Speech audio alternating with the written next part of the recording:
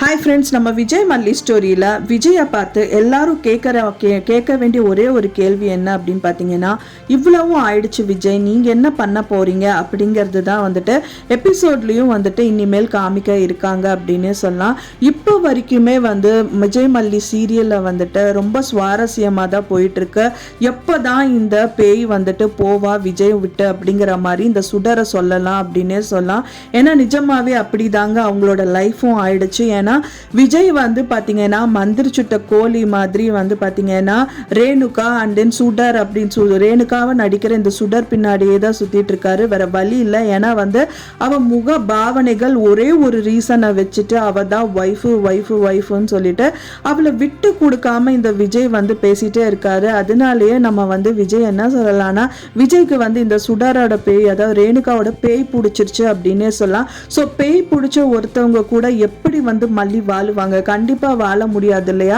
So அது relief அப்படின்னு ஒன்று ஆனால் மட்டும்தான் அவங்களோட வாழ்க்கை வந்து சூப்பராக இருக்கும். அதை நோக்கி தான் வந்து பயணங்கள் வந்து போயிட்டே இருக்கும். இப்போ வரைக்குமே உங்களுக்கு நான் முதல் வீடியோவில் போட்ட மாதிரி நிறைய விஷயங்கள் நடந்து முடிஞ்சிருக்கு. ஆனாலும் வந்து இந்த சுடர் விடுறதாவே இல்லை அப்படின்னே சொல்லலாம். மறைமுகமாக அவங்களே சொல்லாம அவங்க அப்பாவா இருக்கிற இந்த கதிரேஷன் வாயிலிருந்து சொல்ல வச்சுட்டாங்க இந்த சுடர் அப்படின்னே சொல்லலாம். ஸோ அவங்க என்னதான் சொல்ல வச்சாங்க அப்படின்னு பார்த்தீங்க அப்படின்னா, மெயினாக இந்த விஜயும் மல்லியும் வந்து பார்த்தீங்கன்னா இப்போ கதிரேஷன் வீட்டில் நின்றுட்டு இருக்காங்க. காரணம் என்னன்னு பார்த்தீங்க அப்படின்னா, மல்லி தான் வந்துட்டு இந்த ரேணுகாவா நடிக்கிற இந்த சுடரை பார்த்துக்கிற ரெஸ்பான்சிபிலிட்டியில் இருந்தாங்க. மெயினாக அவங்க டிபார்ட்மெண்டலுக்கு கூட்டிகிட்டு போய் அவங்க காணாமல் போயிட்டாங்க. காணாமல் போன டயத்தில் தான் இந்த ரேணுகாவோட தங்கச்சியான நிஷா தான் கூட்டிகிட்டு வந்திருக்காங்க அவங்க வீட்டுக்கு. மெயினாக வந்து கதிரேஷன் பயங்கர கொந்தளிப்பில் இருக்காரு. ஏன்னா வந்து பார்த்தீங்கன்னா மல்லி நம்பி தான் வந்துட்டு என் பொண்ணு அங்கே விட்டுருந்தேன், நானும் வந்து அவங்க உட்கார்ந்துட்டு இருந்தேன். ஆனா வந்து மல்லி இப்படி கேர்லெஸ்ஸா விட்டுட்டாலே அப்படிங்கிற மாதிரி தான் அவர் பயங்கர கொந்தளிப்புல இருக்காங்க. ஸோ நான் கூட நினைச்சா இவங்களே டைரக்டா அவங்க வீட்டுக்கு போயிட்டாங்களோ என்னவோன்னு சொல்லிட்டு, அதுவும் நேக்காதான் போயிருக்காங்க பாருங்க. டைரக்டா வந்துட்டு போகாம அவங்க ரோட்ல நின்றுருக்காங்க. அந்த டைம் வந்து பாத்தீங்கன்னா ஒரு கார் இடிக்க வருது. அதை பார்த்து நிஷா அக்கான்னு ஓடி வந்து இவங்களை கூட்டிட்டு வர மாதிரி எல்லாம் வந்துட்டு கிரியேட் பண்ணியிருக்காங்க.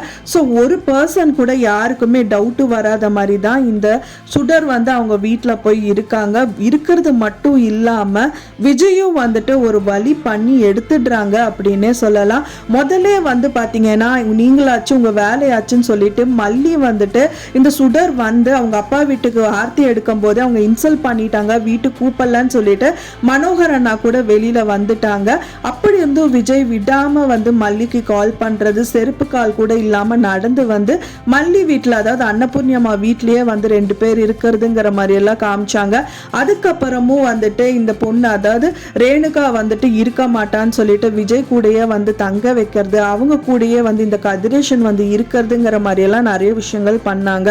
ஸோ அங்கதான் இருக்காங்க அப்படின்னா உருப்படியா இருப்பாங்க அப்படின்னு பார்த்தா அங்கேயும் ஒரு பெரிய கொளறுபடி பண்ணிட்டு கடைசியில கதிரேஷன் வீட்லயே வந்து சரண்டர் ஆயிட்டாங்க அப்படின்னே சொல்லலாம். மெயினா இவங்க மாட்டிக்க கூடாது அப்படின்னு சொல்லிட்டு தான் அந்த டிபார்ட்மெண்ட் விட்டு வெளியில வந்திருக்காங்க. பட் ஆனா வந்து இவங்க வாழ்க்கையை விட்டு மட்டும் அவங்க மாட்டி விட்டுட்டே தான் இருப்பாங்க இந்த மல்லியும் விஜயும் அப்படின்னே சொல்லலாம். ஏன்னா அந்த மாதிரி ஒரு விஷயங்கள் வந்து பண்ணிட்டே இருக்காங்க. மெயினா வந்துட்டு அவங்க போலீஸ்ல பிடிபடுறாங்களோ இல்லையோ அவங்க லைஃப் வந்து பாடா போச்சு அப்படின்னே சொல்லலாம்.